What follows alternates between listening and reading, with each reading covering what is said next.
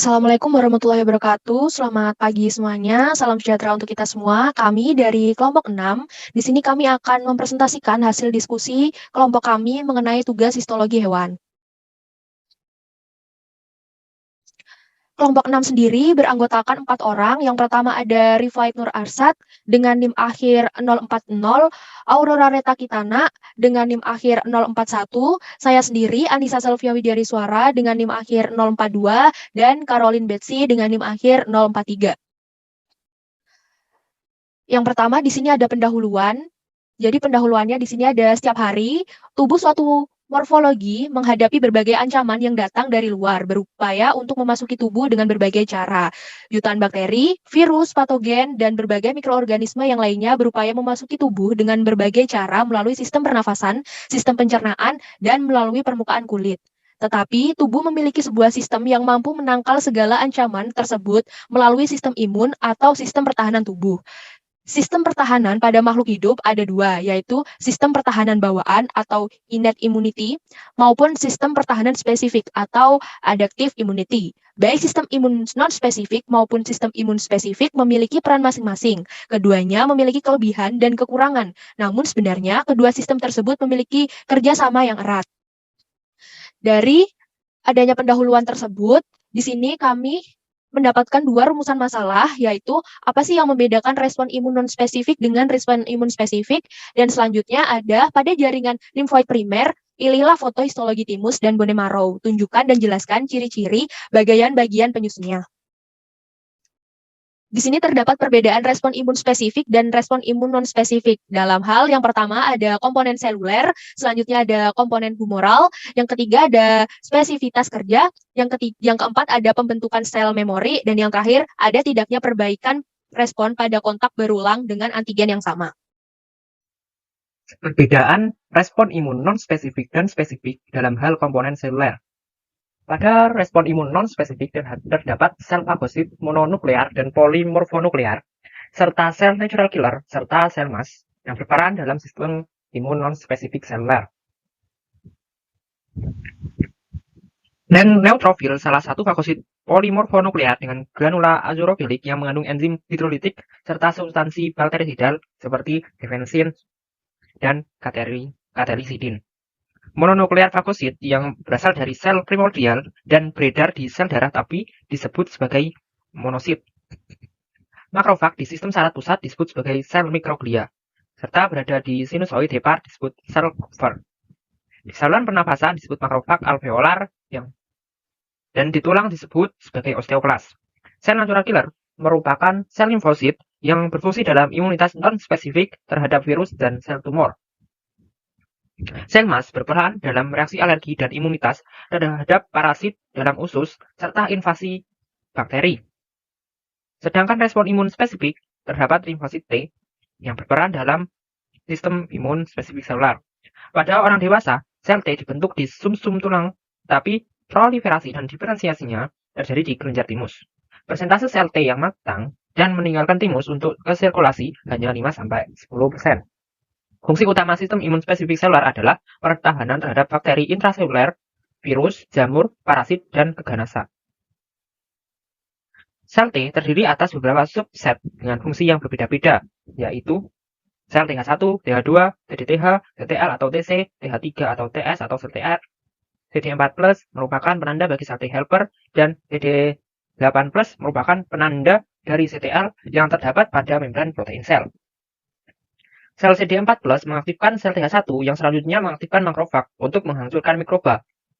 Sel CD8+ memusnahkan sel terinfeksi. TH1 memproduksi IL2 dan IFN, TH2 memproduksi IL4 dan IL5. Trek yang dibentuk dari timosit di timus mengekspresikan dan melepas TGF-beta dan IL-10 yang diduga merupakan penanda supresif. IL-10 menekan fungsi APC dan aktivasi makrofag, sedangkan TGF-beta menekan proliferasi sel T dan aktivasi makrofag. Perbedaan respon imun non-spesifik dan spesifik dalam hal komponen humoral. Pada respon imun non-spesifik, pertahanan humoral non-spesifik berupa komplement, interferon, protein fase akut, dan kolektin. Komplement terdiri atas sejumlah besar protein yang bila diaktifkan akan memberikan proteksi terhadap infeksi dan berperan dalam respon inflamasi. Komplement juga berperan sebagai opsonin yang meningkatkan fagositosis yang dapat menimbulkan lisis bakteri dan parasit. Tidak hanya komplement, kolektin merupakan protein yang berfungsi sebagai opsonin yang dapat mengikat hidrat arang pada permukaan kuman. Interferon adalah sitokin berupa glikoprotein yang diproduksi oleh makrofag yang diaktifkan oleh sel NK, IgA, dan pH asam lambung. Respon imun spesifik berbagai sel tubuh yang mengandung nukleus dan dilepas sebagai respon terhadap infeksi virus. Peningkatan kadar C-reaktif protein dalam darah dan non-binding lectin yang berperan untuk mengaktifkan komplement terjadi saat mengalami infeksi akut. Respon imun spesifik terjadi pada limfosit B atau sel B yang berperan dalam sistem imun spesifik humoral yang akan menghasilkan antibodi. Antibodi dapat ditemukan di sel serum darah yang berasal dari sel B yang mengalami proliferasi dan berdiferensiasi menjadi sel plasma. Fungsi utama antibodi sebagai pertahanan terhadap infeksi ekstraseluler, virus dan bakteri serta menetralisasi toksinnya. Sel B memiliki reseptor yang spesifik untuk tiap-tiap molekul antigen dan dapat dideteksi melalui metode tertentu melalui marker seperti CD19, CD21, dan MHC2. Perbedaan respon imun non-spesifik dan spesifik dalam hal spesifitas kerja. Pada respon imun non-spesifik, dalam mekanisme non-spesifik memiliki sifat selalu siap dan memiliki respon langsung serta cepat terhadap adanya patogen pada individu yang sehat. Sistem imun ini bertindak sebagai lini pertama dalam menghadapi infeksi dan tidak perlu menerima ajaran sebelumnya. Bersifat tidak spesifik karena tidak ditunjukkan terhadap patogen atau mikroba tertentu, telah ada dan berfungsi sejak lahir. Mekanismenya tidak menunjukkan spesifitas dan mampu melindungi tubuh terhadap patogen yang potensial. Manifestasi respon imun alamiah dapat berupa kulit, epitel mukosa, rambut lendir, gerakan silia saluran nafas, batuk dan bersin, dan eksozim. Respon imun spesifik dimulai dengan adanya aktivitas makrofag atau antigen presenting cell ABC yang memproses antigen sedemikian rupa sehingga dapat menimbulkan interaksi dengan sel imun. Dengan rangsangan antigen yang telah diproses tadi, sel-sel sistem imun berproliferasi dan berdiferensiasi sehingga menjadi sel yang memiliki kompetensi imunologik dan mampu bereaksi dengan antigen. Perbedaan antara respon imun non-spesifik dan spesifik dalam hal pembentukan sel memori. Untuk respon imun non-spesifik sendiri tidak memiliki mekanisme memori. Dan untuk pada respon imun spesifik, sel-sel imun spesifik menghasilkan sel-sel memori yang spesifik terhadap patogen yang pernah menginfeksi, seperti memiliki proses mengingat jenis patogen yang pernah menginfeksi. Respon memori ini hanya terdapat pada respon imun spesifik dan dipakai pada prinsip vaksinasi. Respon memori ini terdapat pada sel limfosit B dan sel T. Baik sel-sel memori B maupun T, keduanya sangat berperan dalam respon infeksi sekunder, sehingga dapat mengeliminasi patogen lebih cepat dan membantu proses penyembuhan juga lebih cepat. Selanjutnya ada perbedaan respon imun spesifik dan non-spesifik dalam hal ada tidaknya perbaikan respons pada kontak berulang dengan antigen yang sama. Yang pertama, respon imun non-spesifik umumnya merupakan imunitas bawaan atau innate immunity, dalam artian bahwa respon terhadap zat asing dapat terjadi walaupun tubuh sebelumnya tidak pernah terpapar oleh zat tersebut. Yang kedua, pada respon imun spesifik, respon imun timbul dari rangsangan antigen tertentu. Adanya rangsangan antigen ini, sel imun akan berproliferasi dan berdiferensiasi, sehingga menjadi sel yang memiliki kompetensi imunologi dan mampu bereaksi dengan antigen. Walaupun antigen pada kontak pertama atau respon primer dapat dimusnahkan dan kemudian sel-sel sistem imun mengadakan evolusi. Namun, respon imun primer tersebut sempat mengakibatkan terbentuknya klon atau kelompok sel yang disebut dengan memory cells yang dapat mengenali antigen bersangkutan. Selanjutnya ada bagian-bagian histologi dari timus. Kelenjar timus sendiri merupakan organ limfoid berlobus yang dibungkus oleh suatu kapsul. Dapat dilihat di sini kapsul ditunjukkan oleh nomor 1.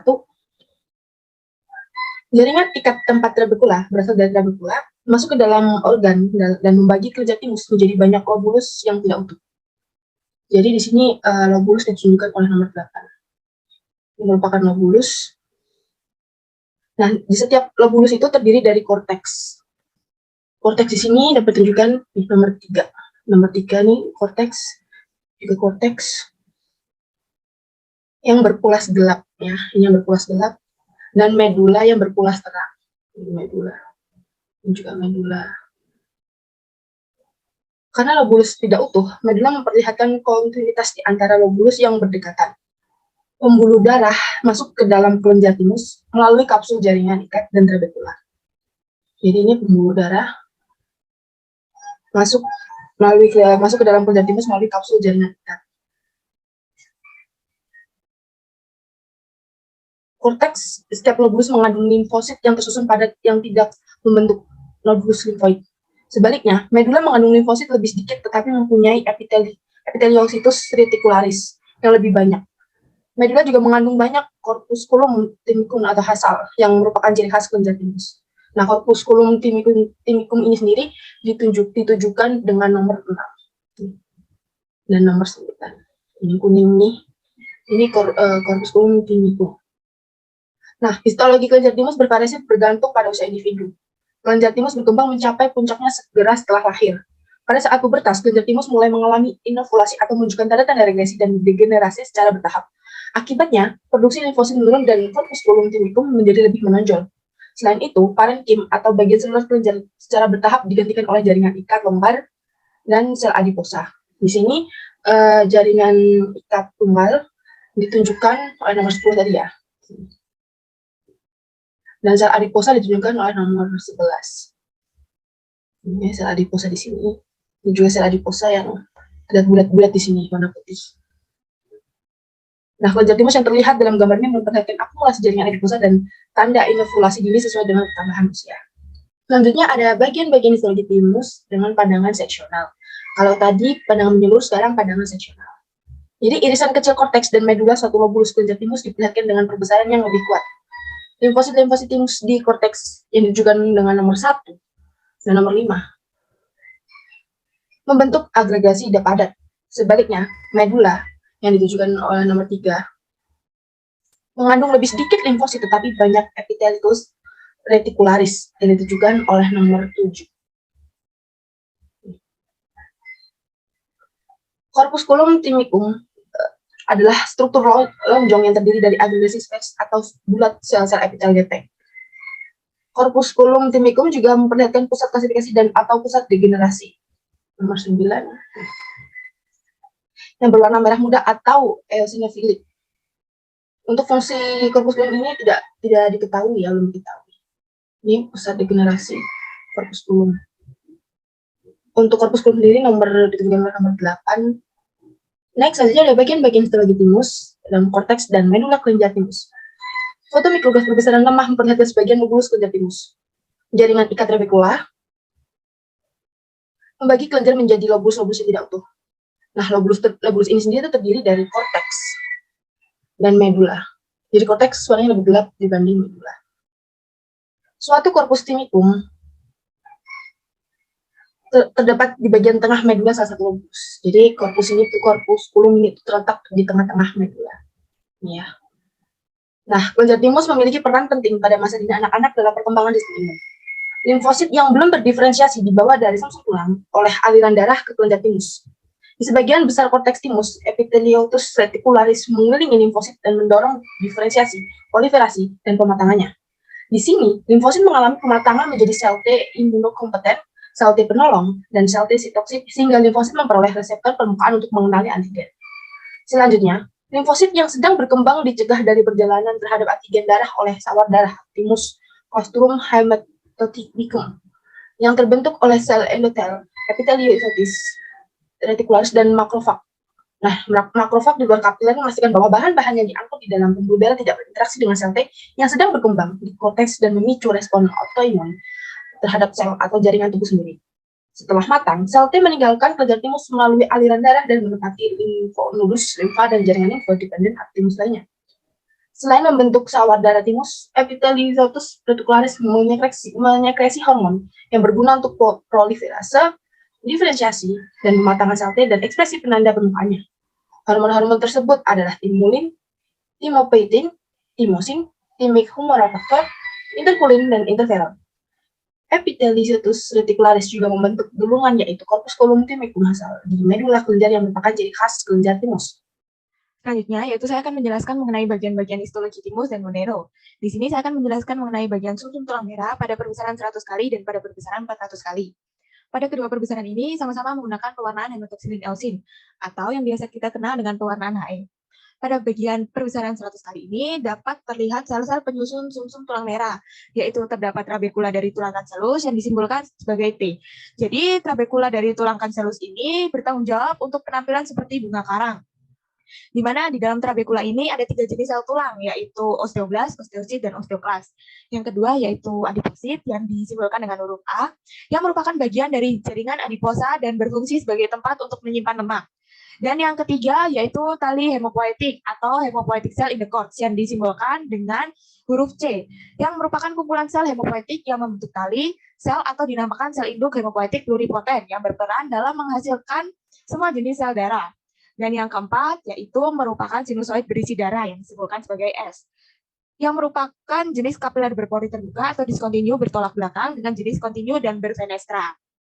Kemudian pada perbesaran 400 kali, di sini dapat terlihat bagian-bagian sel secara lebih jelas, yaitu terdapat sel adiposit, kemudian terdapat tali hemopoietik, dan juga terdapat sinusoid berisi darah. Tetapi yang menonjol pada perbesaran 400 kali ini, terdapat inti sel endotel sinusoidal. Selanjutnya, yaitu saya akan menjelaskan mengenai perkembangan berbagai sel darah di sumsum tulang merah atau dekalsifikasi pada pembesaran kuat dengan pewarnaan hematoxylin Elsin atau yang biasa dikenal dengan pewarnaan HE. Jadi pada gambar ini dapat terlihat pada turunan eritrositik, yaitu eritroblast basofilik yang ditunjukkan oleh nomor 7, dan untuk penampakan yang lebih jelasnya dapat dilihat pada nomor 21, dapat diidentifikasikan oleh inti yang besar namun tidak padat dan sitoplasma basofilik. Kemudian pada nomor 8, terdapat eritroblast polikromatofilik, dan untuk penampakan yang lebih jelas dapat dilihat pada nomor 22, di mana intinya ini lebih kecil dibandingkan eritroblast basofilik dengan kromatin lebih padat dan warna sitoplasma lebih bervariasi. Sel turunan eritrositik yang paling mudah diidentifikasi yaitu normoblast yang ditunjukkan oleh nomor 2, dan pada penampakan yang lebih jelas dapat dilihat pada nomor 23, di mana sel ini memiliki inti kecil berwarna gelap dan sitoplasma kemerahan atau eosinofilik. Normoblast memperlihatkan aktivitas mitosis yang dapat terlihat pada nomor 6, pada sumsum tulang belakang. Saat normoblast ini sudah matang, nantinya intinya itu akan keluar dan akan menjadi eritrosit yang ditunjukkan oleh nomor 3. Eritrosit banyak ditemukan di sumsum tulang merah dan dijumpai dalam banyak sinusoid, venula, dan arteriol. Selanjutnya yaitu mielosit yang ditunjukkan pada nomor 13 dan 19, di mana mielosit granulositik ini dapat dilihat dari sebuah inti bulat besar dan sitoplasma dengan banyak granula azulofilik. Mielosit ini menghasilkan metamielosit yang intinya berbentuk seperti kacang atau tapal kuda. Dapat dilihat pada nomor 20 untuk penampakan yang lebih jelasnya, sedangkan untuk penampakan yang lebih gambar dapat dilihat pada nomor 11. Selanjutnya yaitu metamielosit neutrofilik yang ditunjukkan oleh nomor 17. Terlihat dengan ciri inti yang memiliki cekungan dalam dan sitoplasma dengan granula azurofilik dan granula spesifik yang sedikit terwarnai. Sebaliknya, sel dengan granula eosinofilik atau merah terang di sitoplasma disebut sebagai mielosit eosinofilik yang ditunjukkan oleh nomor 18. Kemudian, stroma jaringan ikat retikular di sumsum tulang hampir tertutup oleh sel-sel hemopoietik. Di bagian yang kurang padat, tampak jaringan ikat retikular yang biasa disebut dengan sel retikular, yang biasanya ini memanjang. Dapat terlihat pada gambar yang ditunjukkan oleh nomor 16. Banyak sinusoid berdinding tipis dan berbagai jenis pembuluh darah berisi eritrosit dan leukosit juga yang terdapat di sumsum tulang. Di sumsum tulang yang menjadi pusat perhatian yaitu terdapat sel adiposa, di mana sel adiposa ini vakuolanya besar dan sitoplasmanya tipis di perifer yang mengelilingi inti. Jadi pada sel adiposa ini intinya itu terdorong atau terdesak keluar karena sel adiposa ini seakan-akan menguasai daerah tersebut. Sel lain yang dapat diidentifikasi di sumsum tulang adalah megakariosit yang ditunjukkan oleh nomor 9 dan nomor 10. Megakariosit ini terletak dekat dengan sinusoid darah, yaitu dapat terlihat pada yang ada di gambar, sehingga fragmen dari juluran sitoplasma dilepaskan ke dalam sinusoid darah sebagai trombosit. Selanjutnya yaitu daftar pustaka yang kelompok kami pakai sebagai referensi bacaan untuk tugas yang diberikan. Sekian presentasi dari kelompok kami. Mohon maaf apabila ada salah kata dan kekurangan. Wassalamualaikum warahmatullahi wabarakatuh.